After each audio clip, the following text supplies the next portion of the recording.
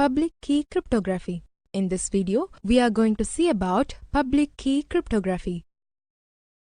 Public Key Cryptography, also called asymmetric encryption, involves a pair of keys, a public key and a private key associated with an entity that needs to authenticate its identity electronically or to sign or encrypt data. The private key is known only to the computer, while the public key is given by the computer to any computer that wants to communicate securely with it.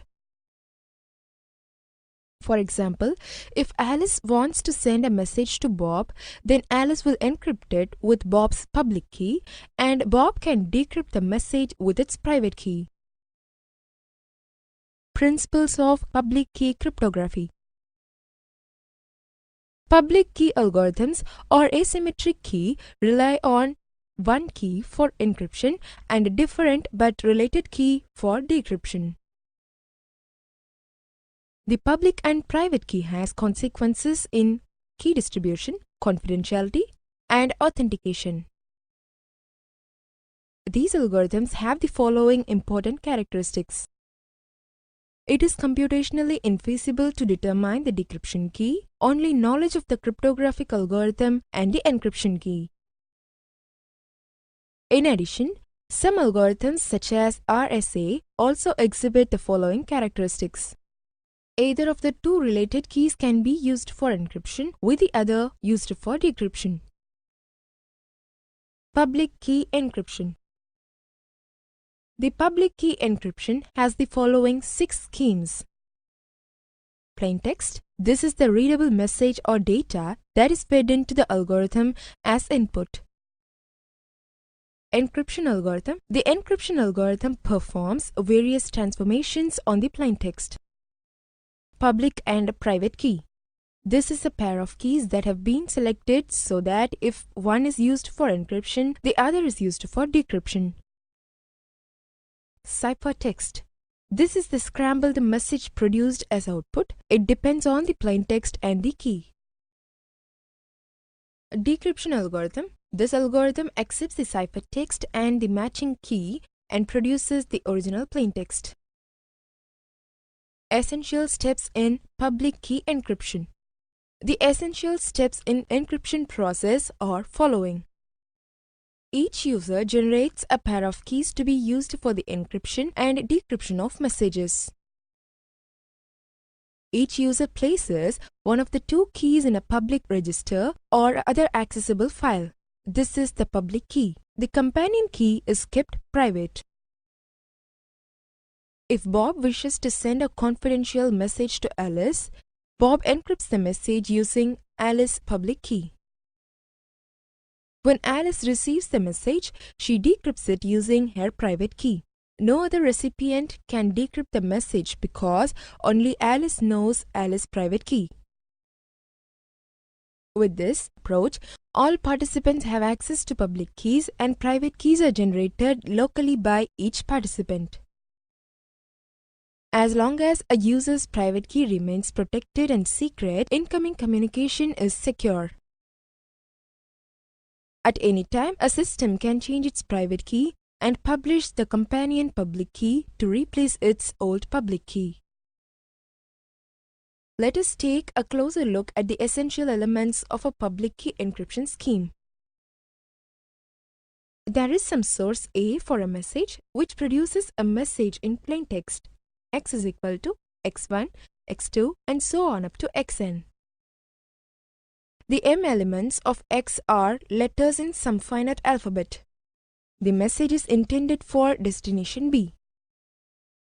B generates a related pair of keys, a public key KU and a private key KR. KR is known only to B, whereas KU is publicly available and therefore accessible by A. With the message X and the encryption key KU as input, A forms the ciphertext Y is equal to Y1, Y2 and so on up to Yn. Y is equal to EKUB of X. The intended receiver in possession of the matching private key is able to invert the transformation. X is equal to DKRB of Y. An opponent observing Y and having access to KUB but not having access to KR or X must attempt to recover X or KR. It is assumed that the opponent does have knowledge of the encryption E and decryption D algorithms. If the opponent is interested only in this particular message, then the focus of effort is to recover X by generating a plain text estimate X. However, the opponent is interested to read future messages as well, in which case an attempt is made to recover KR by generating an estimate KR dash. It is important to emphasize that the encryption process just described does not provide confidentiality. There is no protection of confidentiality because any observer can decrypt the message by using the sender's public key. It is, however, possible to provide both the authentication function and confidentiality by a double use of the public key scheme. Z is equal to EKUB of EKRA of X. X is equal to EKUA of EKRB of Z. Initially, the message is encrypted using sender's private key. This provides the digital signature. Next, we encrypt again using the receiver's key. The final ciphertext can be decrypted only by intent receiver who alone has the matching private key. Thus, confidentiality is provided. Application of public key cryptography. In this video, we are going to see about application of public key cryptography.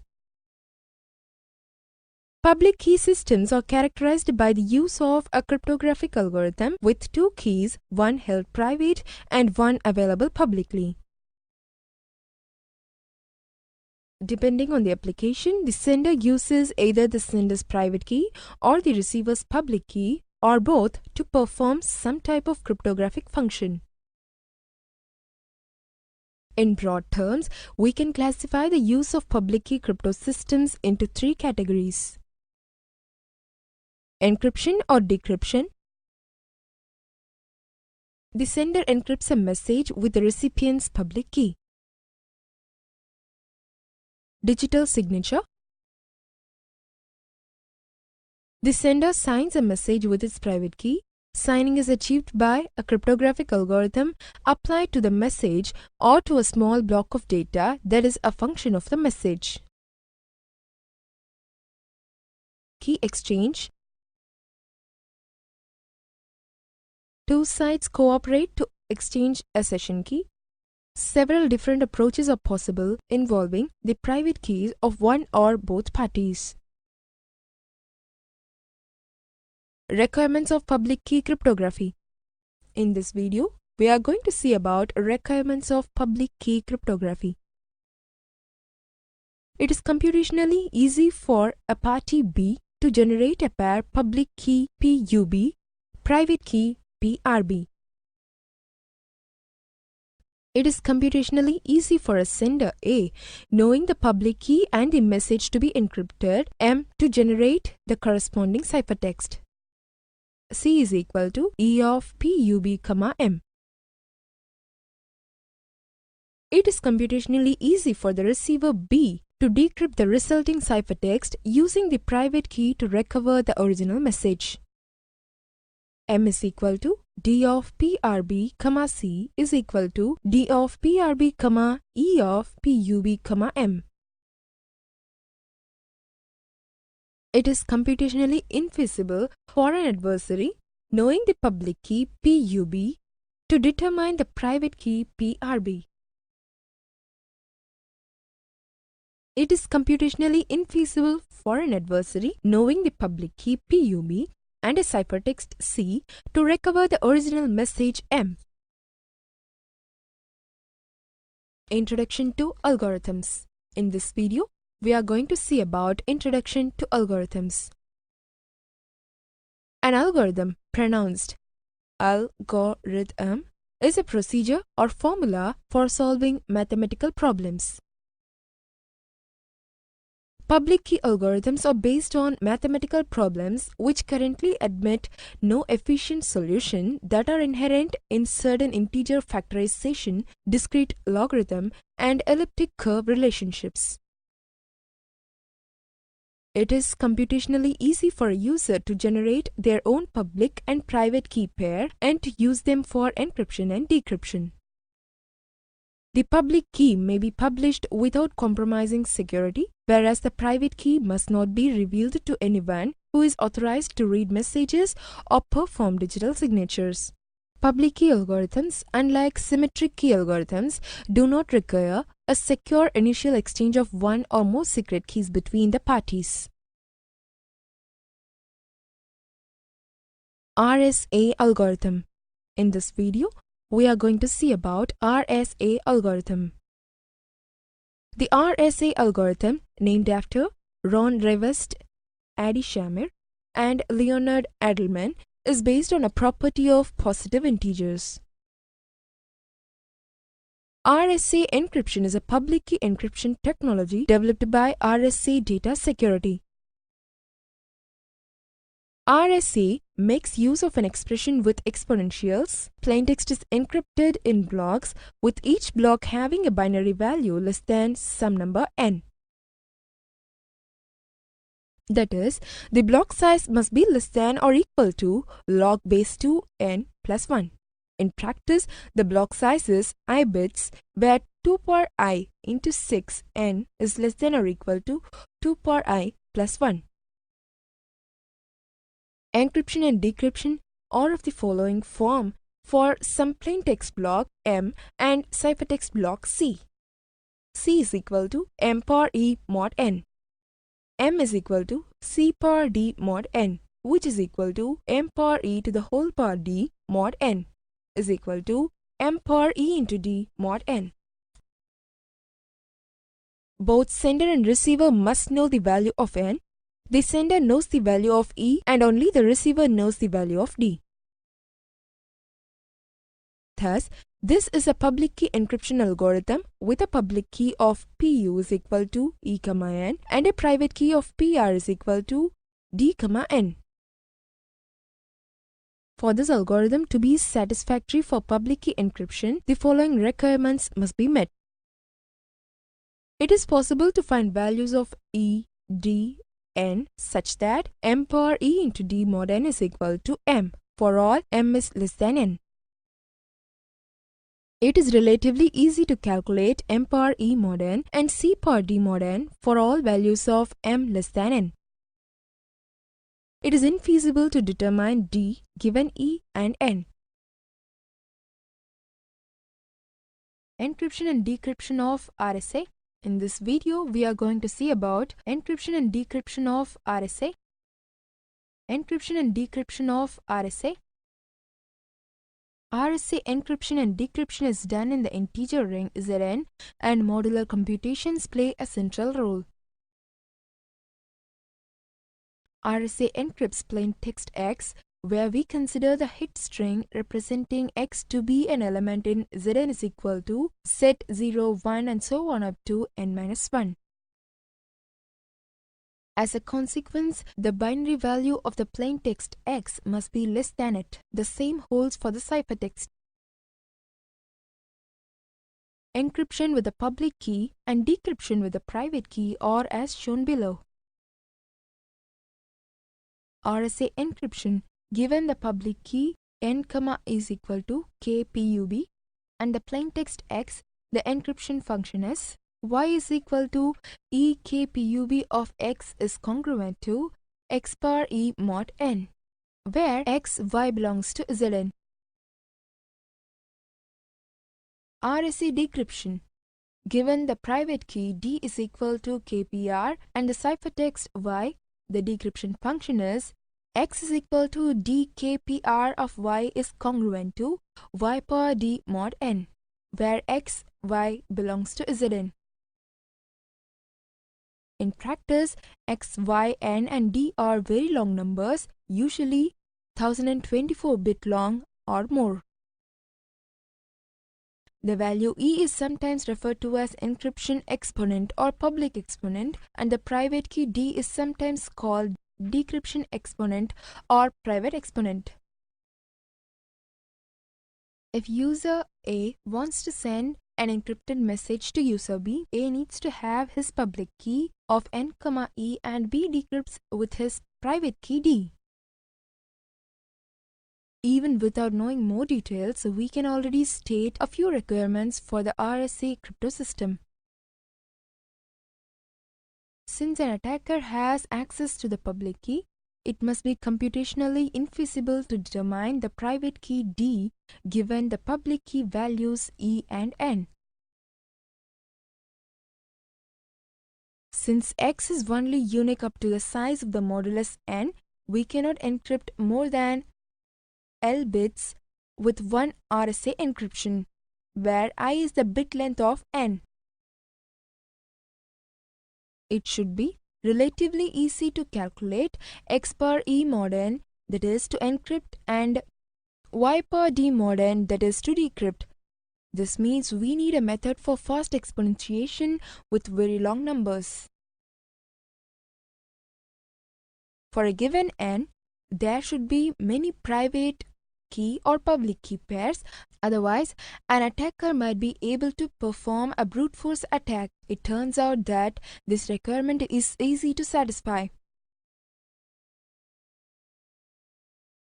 Key generation of RSA. In this video, we are going to see about key generation of RSA. A typical feature of all asymmetric schemes is that there is a setup phase during which the public and private keys are computed. Depending on the public key scheme, key generation can be quite composite. As a remark, we note that the key generation is usually not a concern for block or stream ciphers. Here are the steps involved in computing the public and private key for an RSA crypto system. RSA key generation. Output: public key KPUB is equal to N, E, private key KPR is equal to D. Choose two large primes P and Q. Compute N is equal to P into Q. Compute phi of N is equal to P minus 1 into Q minus 1. Select the public exponent E belongs to the set 1, 2 and so on up to phi of N minus 1 such that GCD of E, phi of N is equal to 1. Compute the private key D such that D into E is congruent to mod phi of N. The condition that GCD of E, phi of N is equal to 1 ensures that the inverse of E exists in modulo phi of N, so that there is always a private key D. Two parts of the key generation are non-trivial. Step 1, in which the two large primes are chosen, as well as steps 4 and 5, in which the public and private key are computed. The prime generation of step 1 is quite involved. The computation of the keys D and E can be done at once using the extended Euclidean algorithm EEA. In practice, one often starts by selecting a public parameter E in the range 0 less than E less than phi of N. The value E must satisfy the condition GCD of E into phi of N is equal to 1.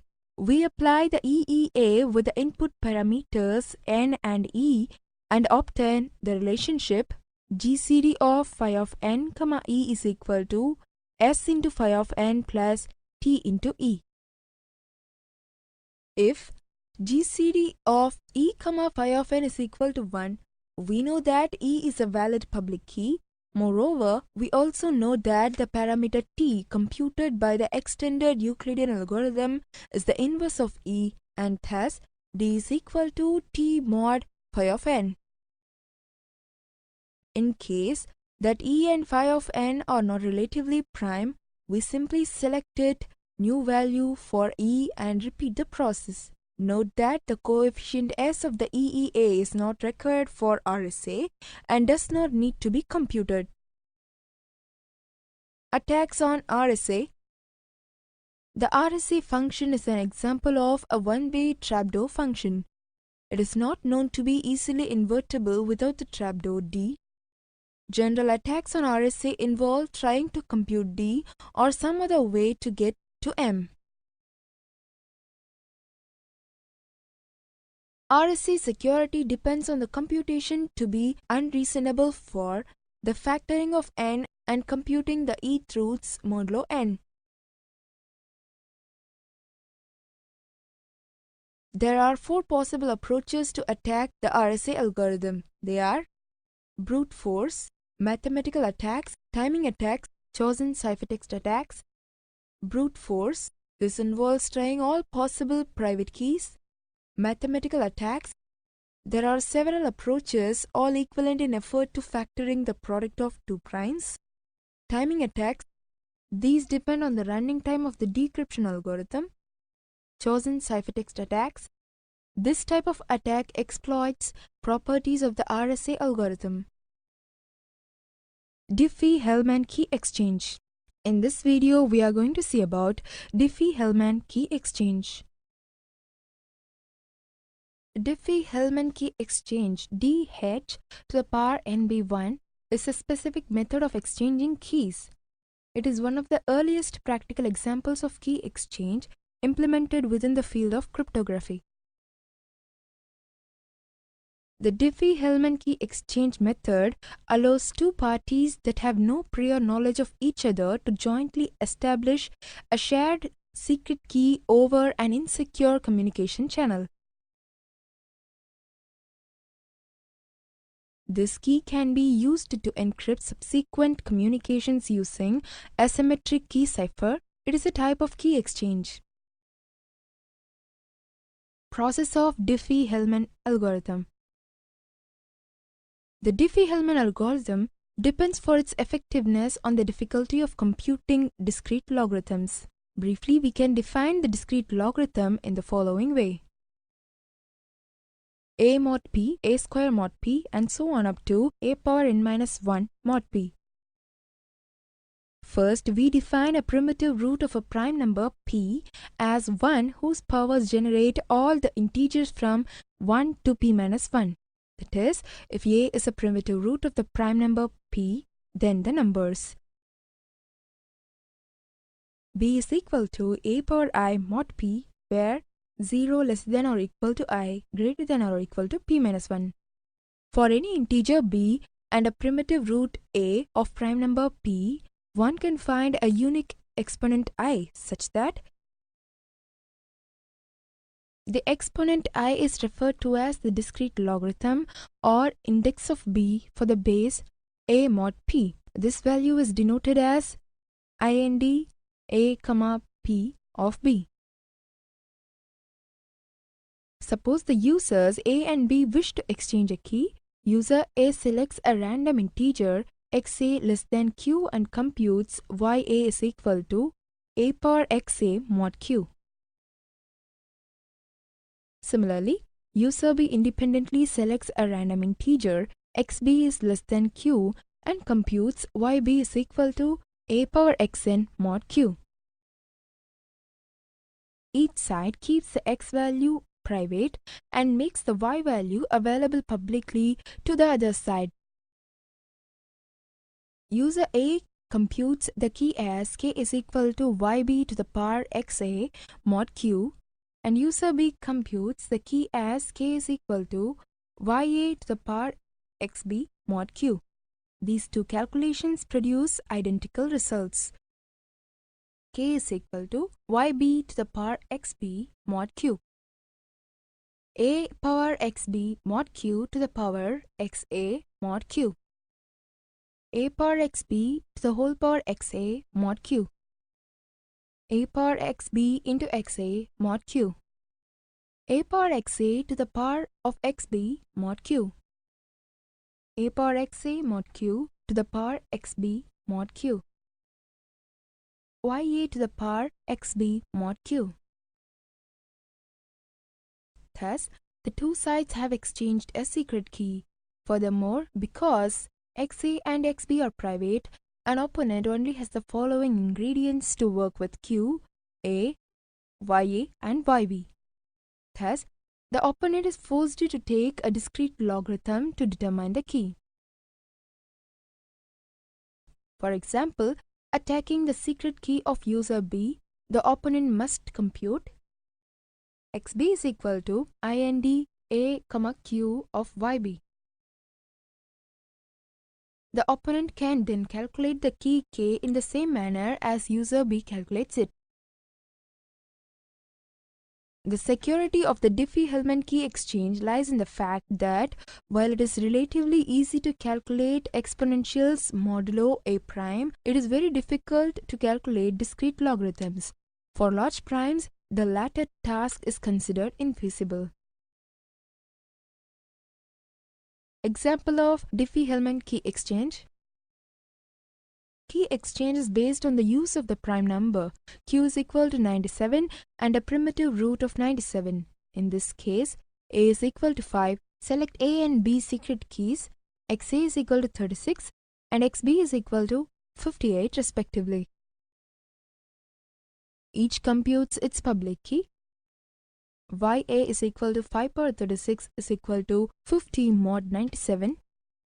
YB is equal to 5 power 58 is equal to 44 mod 97. After they exchange public keys, each can compute the common secret key. K is equal to YB power XA mod 97 is equal to 44 power 36 is equal to 75 mod 97. K is equal to YA power XB mod 97 is equal to 50 power 58 is equal to 75 mod 97. Attacks on Diffie-Hellman. In this animation, we are going to see about attacks on Diffie-Hellman. In attacks on Diffie-Hellman, a problem is left which the party knows whom it shared the secret with. This can be exploited by a man-in-the-middle attack.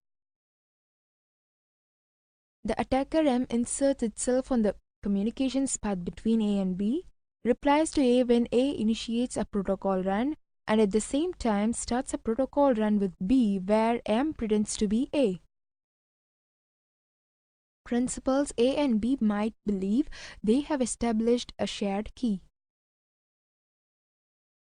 In fact, M shares key G power XU with A and key G power YV with B, and can read all traffic between A and B while acting as a relay.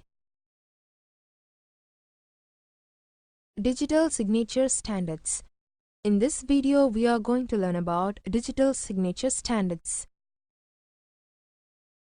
The National Institute of Standards and Technology (NIST) has published Federal Information Processing Standard FIPS 186, known as the Digital Signature Standard (DSS). The Digital Signature Standard (DSS) makes use of a secure hash algorithm (SHA), described a new digital signature technique, the digital signature algorithm (DSA). In this section, we discuss the original DSS algorithm.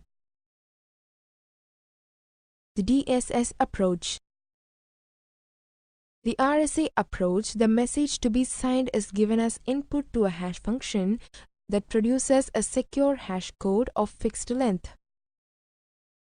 The produced hash code is then encrypted using the sender's private key to form the signature. Both the message and the signature are then transmitted. The recipient takes the message and produces a hash code. The recipient also decrypts the signature using the sender's public key. If the calculated hash code matches the decrypted signature, the signature is accepted as valid. Because only the sender knows the private key, only the sender could have produced a valid signature. The DSS approach also makes use of a hash function. The hash code is provided as input to a signature function along with a random number k generated for this particular signature. The signature function also depends on the sender's private key PRA and a set of parameters known to a group of communicating principals. We can consider this set to constitute a global public key PUG. The result is a signature consisting of two components labeled S and R. At the receiving end, the hash code of the incoming message is generated. This plus the signature is input to a verification function. The verification function also depends on the global public key as well as the sender's public key PUA, which is paired with the sender's private key.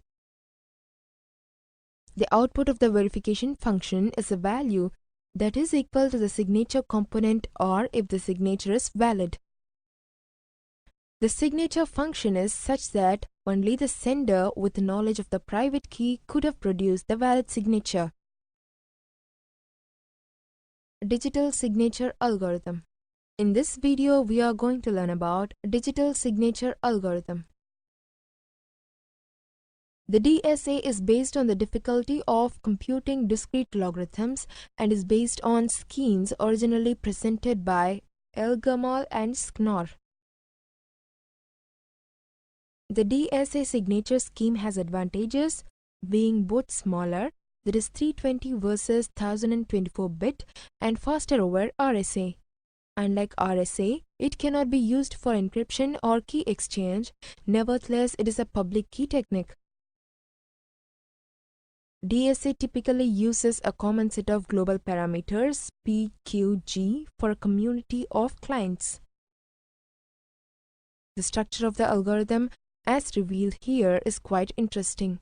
Note that the test at the end is on the value R, which does not depend on the message at all. Instead, R is a function of K and the three global public key components. Global public key components. P is a prime number, where 2 power L minus 1 is less than P is less than 2 power L. For 512 is less than or equal to L, less than or equal to 1024, and L multiple of 64. That is, bit length of between 512 and 1024 bits in increments of 64 bits.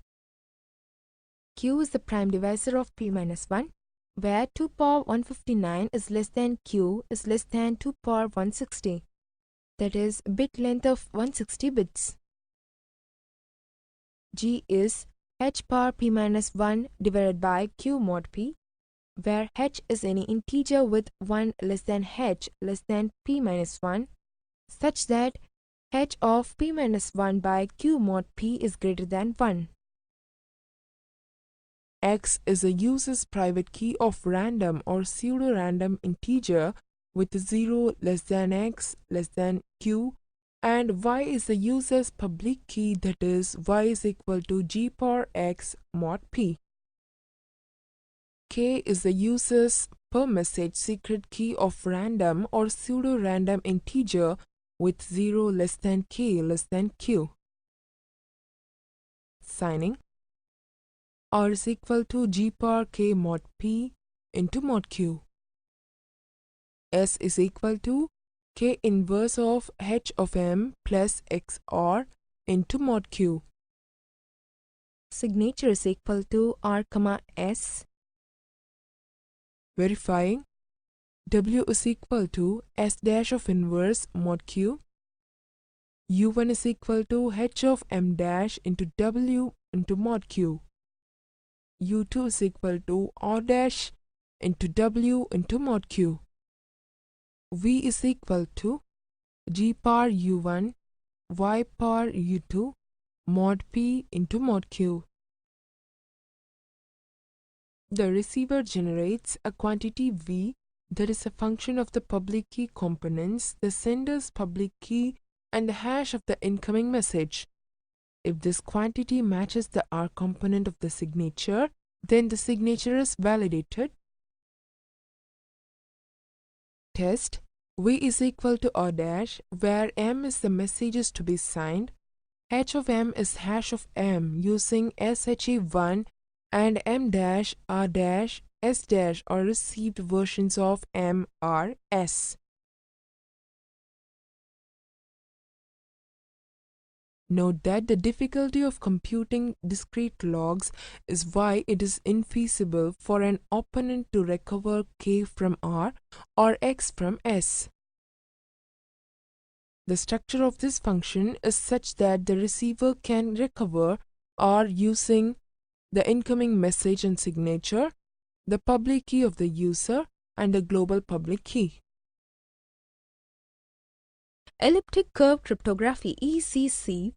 In this video, we are going to see about Elliptic Curve Cryptography ECC. Elliptic Curve Cryptography ECC was discovered in 1985 by Victor Miller, IBM, and Neil Koblitz as an alternative mechanism for implementing public key cryptography.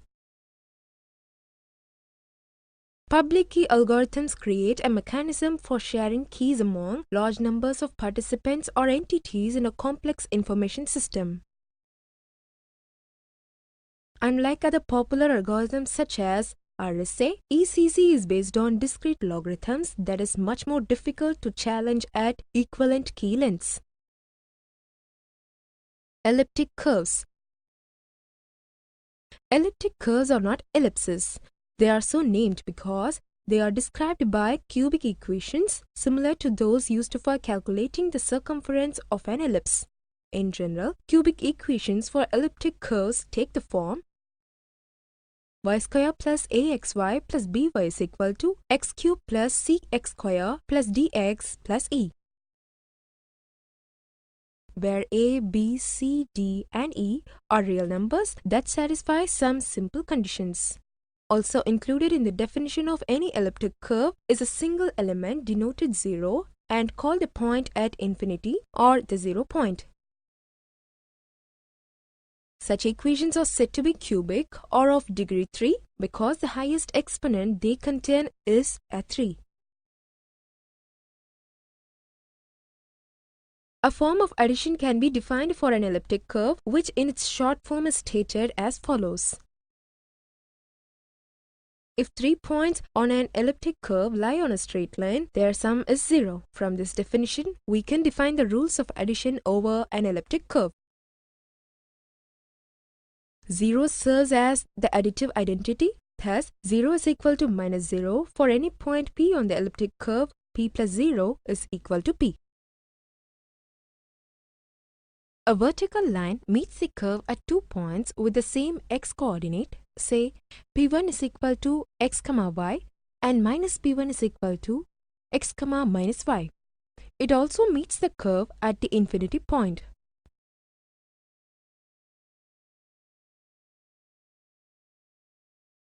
Thus, the negative of a point is a point with the same x coordinate but negative y coordinate.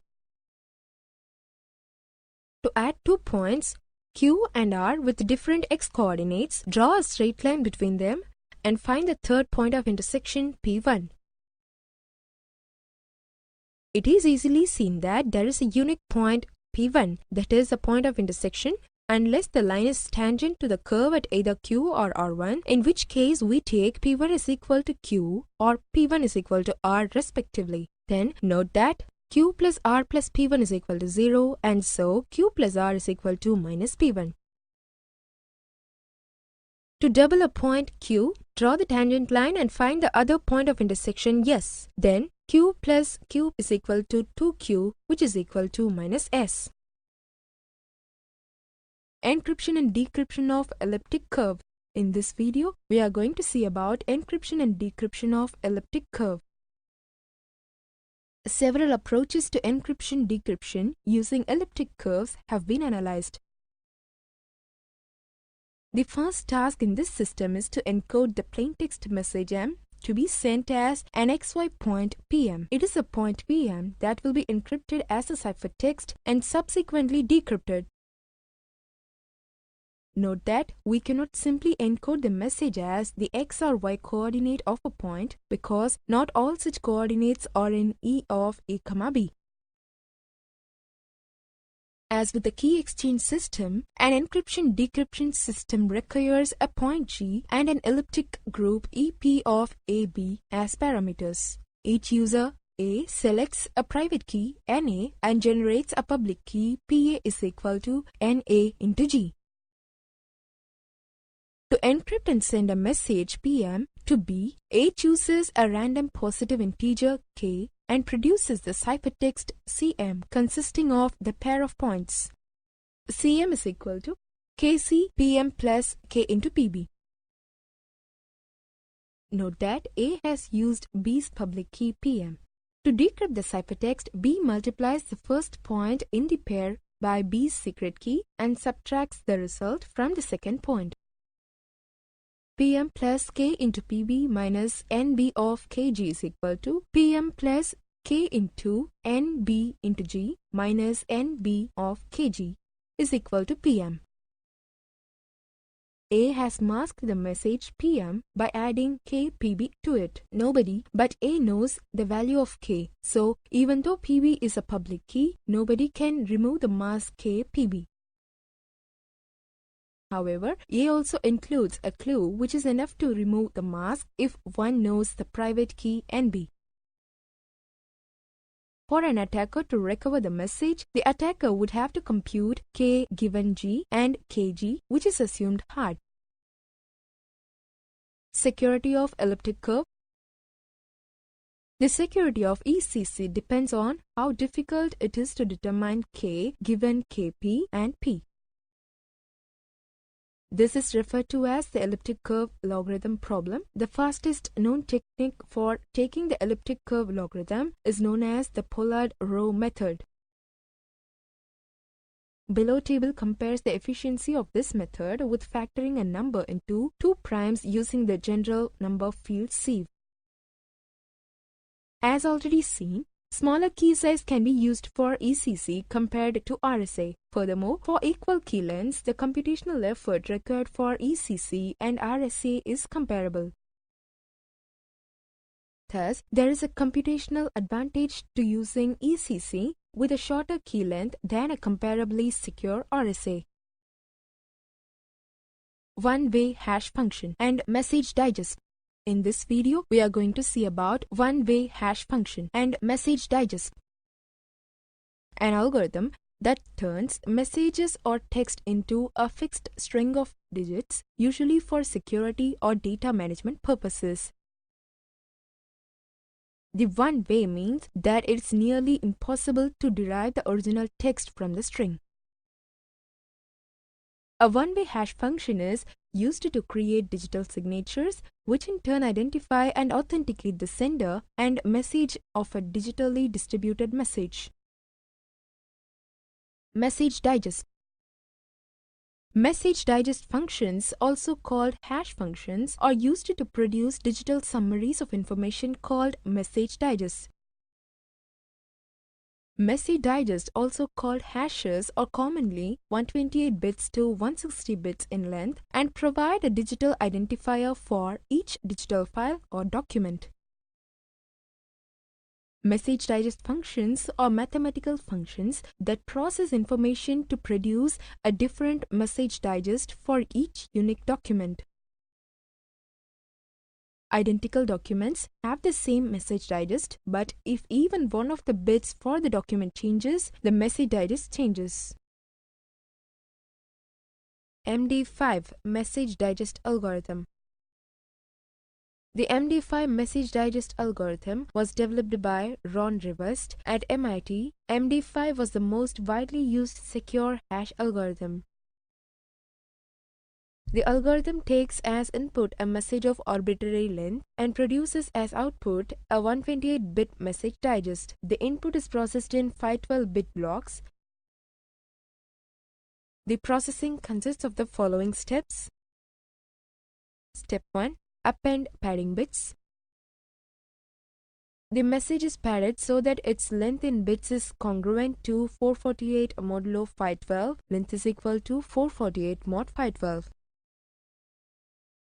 The length of the padded message is 64 bits, less than an integer multiple of 512 bits. Padding is always added even if the message is already of the desired length. Step 2. Append length. A 64-bit representation of the length in bits of the original message before the padding is appended to the result of step 1, least significant byte first. If the original length is greater than 2 power 64, then only the low-order 64 bits of the length are used. Thus, the field contains the length of the original message modulo 2 power 64. The outcome of the first two steps will result a message that is an integer multiple of 512 bits in length. Step 3. Initialize MD buffer.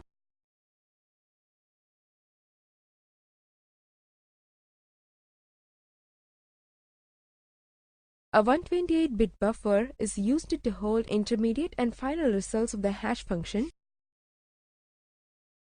The buffer can be represented as 4 32-bit registers A, B, C, D. These registers are initialized to the 32-bit integers hexadecimal values. A is equal to 67452301, B is equal to EFCDAB89, C is equal to 98BADCFE, D is equal to 10325476. These values are stored in little endian format, which is the least significant byte of a word in the low address byte position. As 32-bit strings, the initialization values, that is hexadecimal, appear as word A 01234567, word B 89ABCDEF, word C FEDCBA98, word D 76543210. Step 4. Process message in 512-bit, that is 16-word blocks. The heart of the algorithm is a compression function that consists of 4 rounds of processing. This module is labeled HMD5. The 4 rounds have a similar structure, but each uses a different primitive logical function referred to as F, G, H, and I in the specification. Each round takes as input the current 512-bit block being processed, that is YQ, and the 128-bit buffer value A, B, C, D, and updates the contents of the buffer.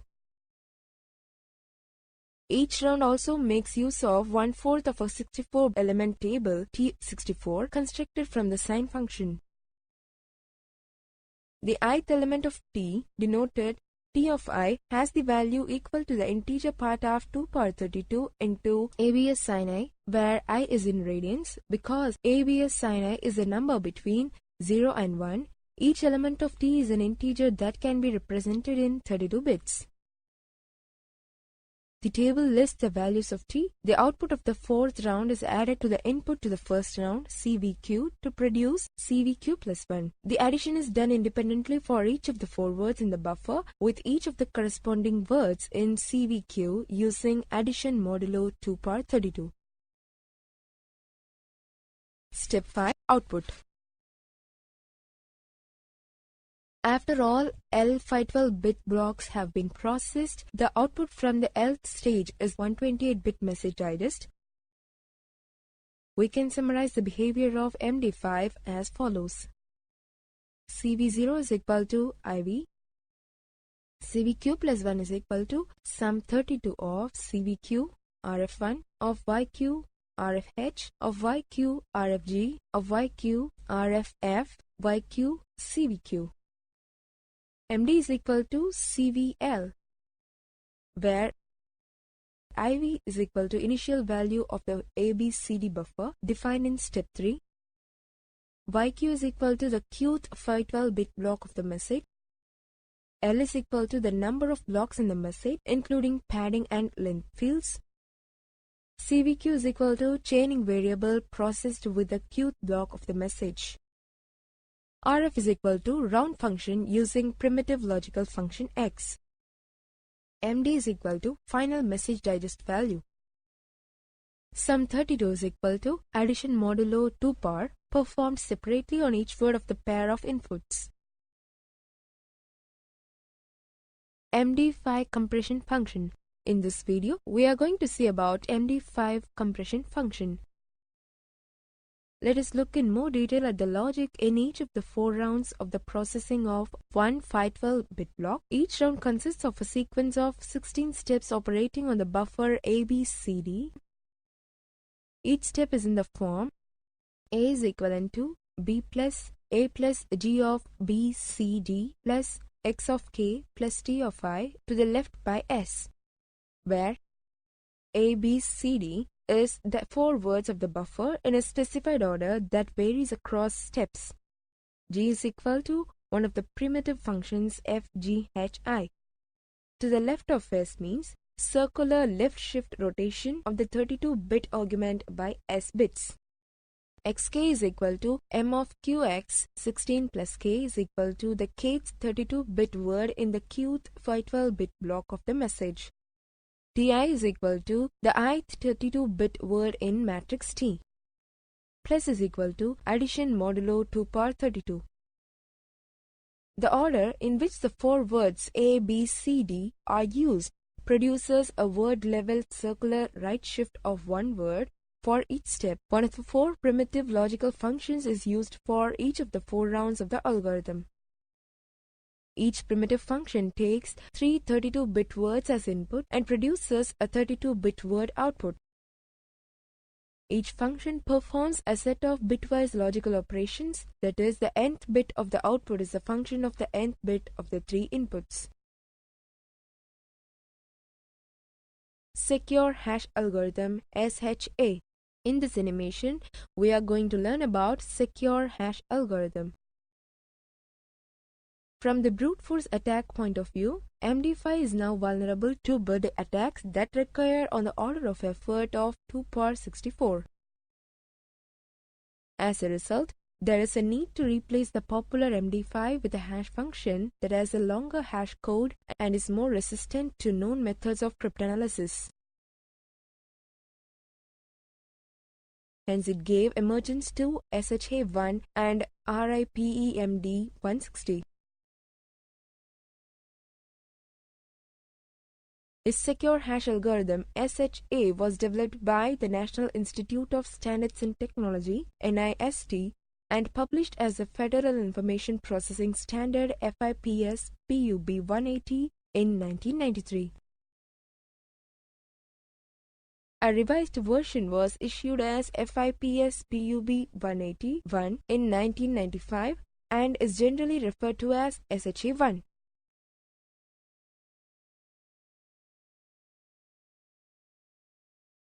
SHA-1 logic. The algorithm takes as input a message with a maximum length of less than 2 par 128 bits and produces as output a 160-bit message digest. The input is processed in 512-bit blocks. The overall processing of a message follows the structure shown for MD5 with a block length of 512 bits and a hash length and chaining variable length of 160 bits. The processing consists of the following steps.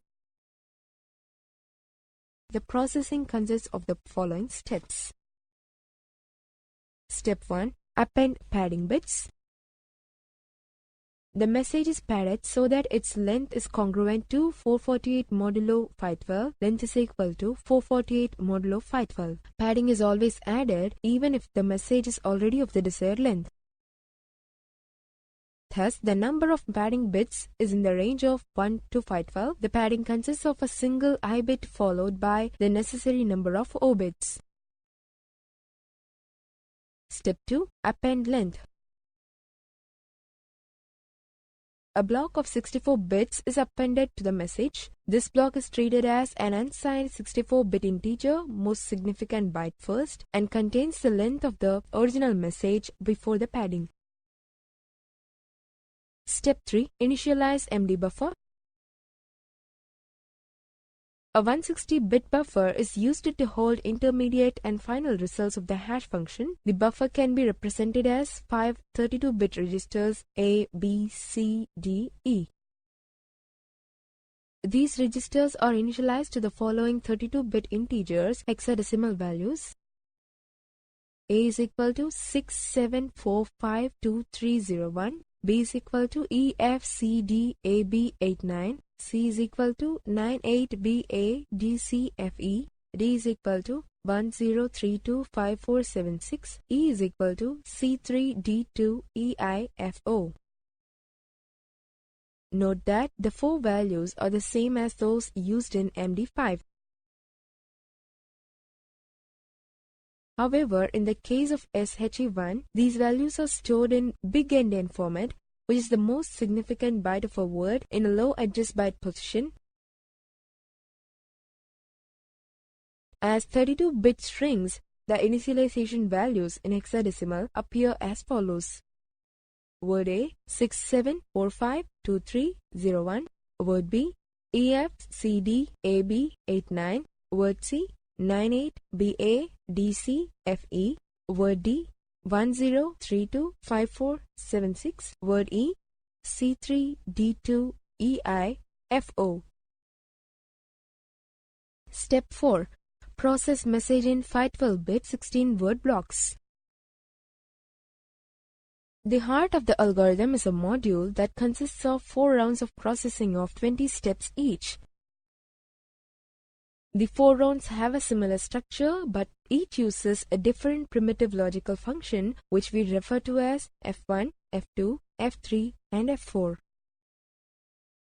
Each round takes as input the current 512-bit block being processed YQ and the 160-bit buffer value A, B, C, D, E and updates the contents of the buffer. In fact, only 4 distinct constants are used. The values in hexadecimal and decimal are as follows.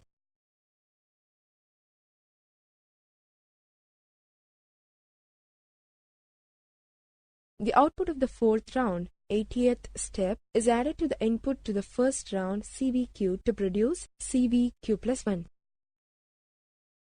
The addition is done independently for each of the 5 words in the buffer with each of the corresponding words in CVQ using addition modulo 2 power 32.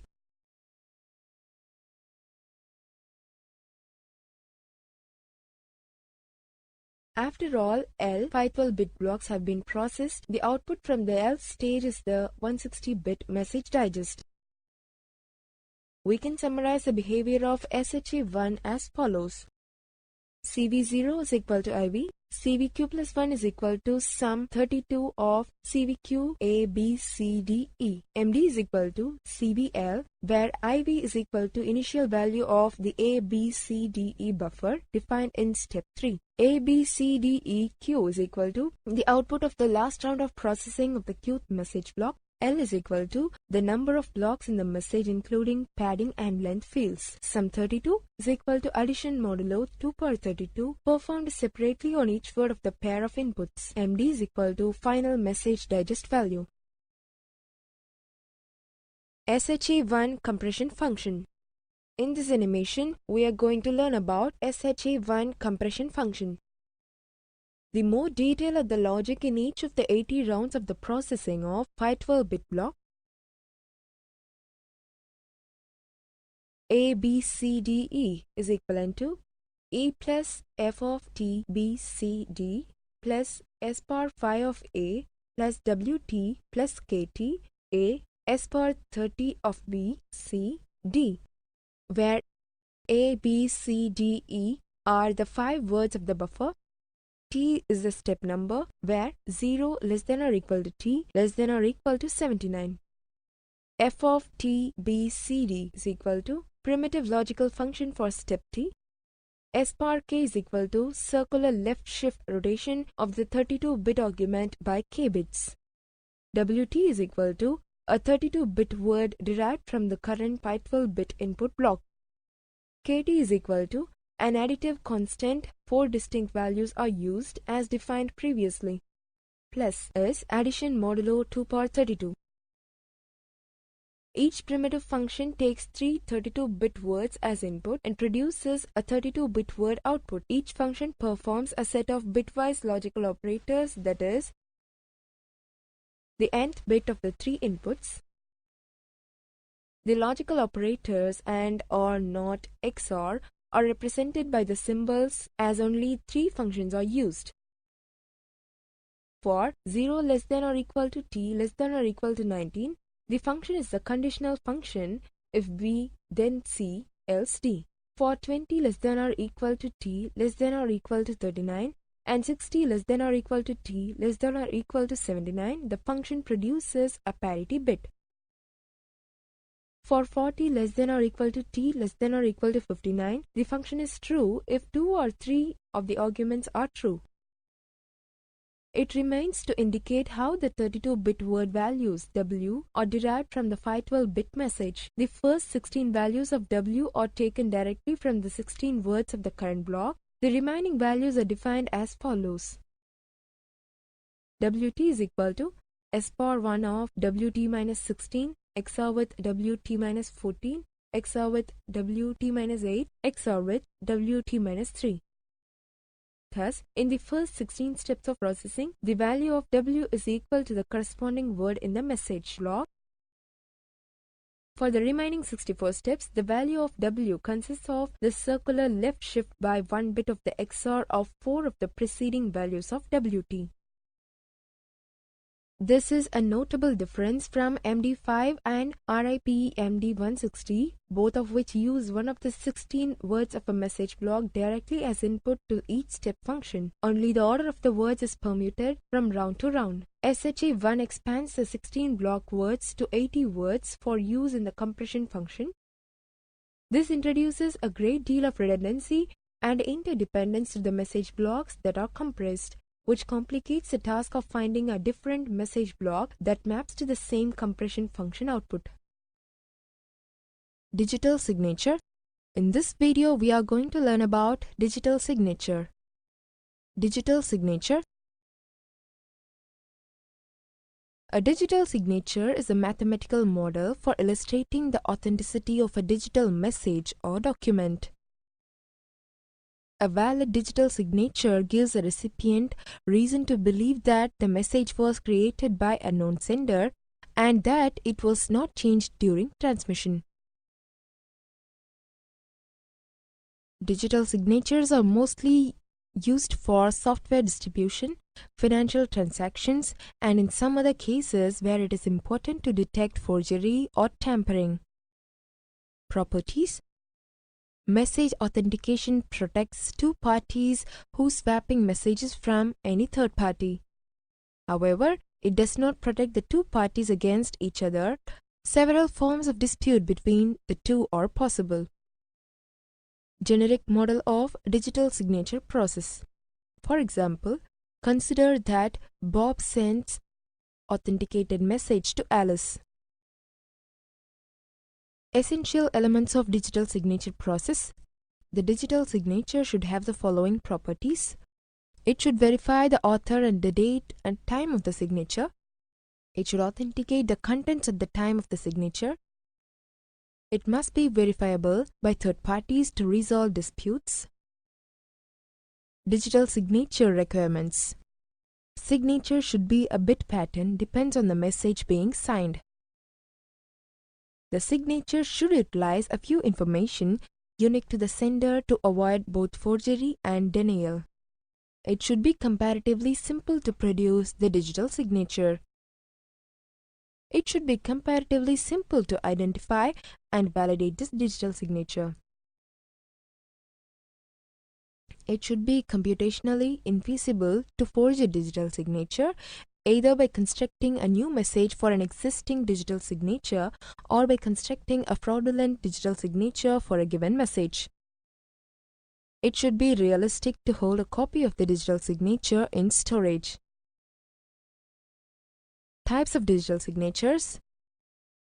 There are two types of digital signatures. They are direct digital signature, arbitrated digital signature. Direct digital signature. Direct digital signatures only require the two entities because the receiver of the data, digital signature, knows the public key used by the sender, and the sender of the signature failed the receiver not to change the document in any way. Direct digital signatures involve the direct application of public key algorithms involving only the communicating parties. A digital signature might be created by encrypting the whole message with the sender's private key or by encrypting a hash code of the message with the sender's private key. Confidentiality can be offered by additionally encrypt the whole message plus signature using either or private key schemes. It is significant to do the signature function first and then outer confidentiality function, since in case of dispute, a few third parties should vision the message and its signature. These approaches are dependent on the security of the sender's private key, which leads to the problem if it is lost or stolen and signatures forged. Arbitrated digital signature. Arbitrated digital signature involves the use of arbiter A who validates any signed message and then dated and sent to the recipient. This digital signature requires a suitable level of trust in arbiter A. It can be implemented with either secret or public key algorithms where arbiter may or may not see the message.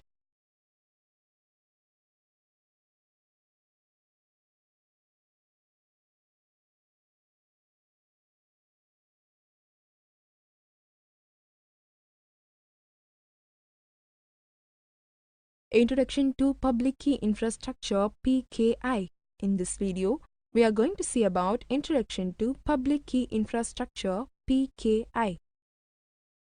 A PKI, Public Key Infrastructure, enables users of a basically unsecure public network such as the Internet to securely and privately exchange data and money through the use of a public and a private cryptographic key pair that is obtained and shared through a trusted authority. The public key infrastructure provides for a digital certificate that can identify an individual or an organization and directory services that can store and, when necessary, revoke the certificates. Although the components of a PKI are generally understood, a number of different vendor approaches and services are emerging. The public key infrastructure assumes the use of public key cryptography, which is the most common method on the Internet for authenticating a message sender or encrypting a message.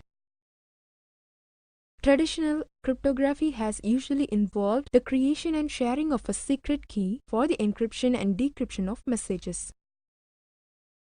This secret or private key system has the significant flaw that if the key is discovered or intercepted by someone else, messages can be easily decrypted.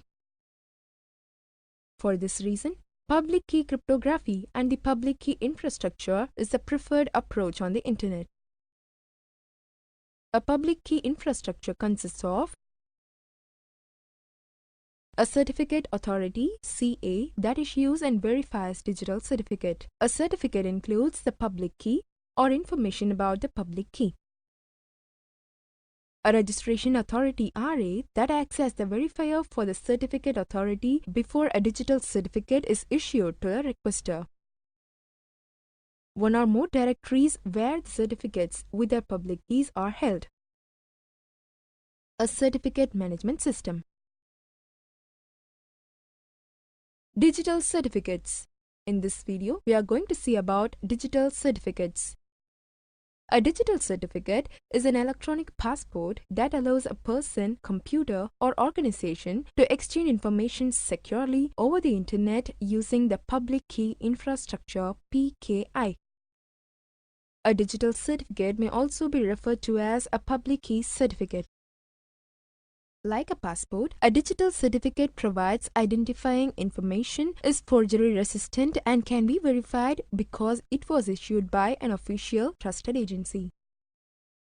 The certificate contains the name of the certificate holder, a serial number, expiration dates, a copy of the certificate holder's public key used for encrypting messages and digital signatures, and the digital signature of the certificate issuing authority CA so that a recipient can verify that the certificate is real.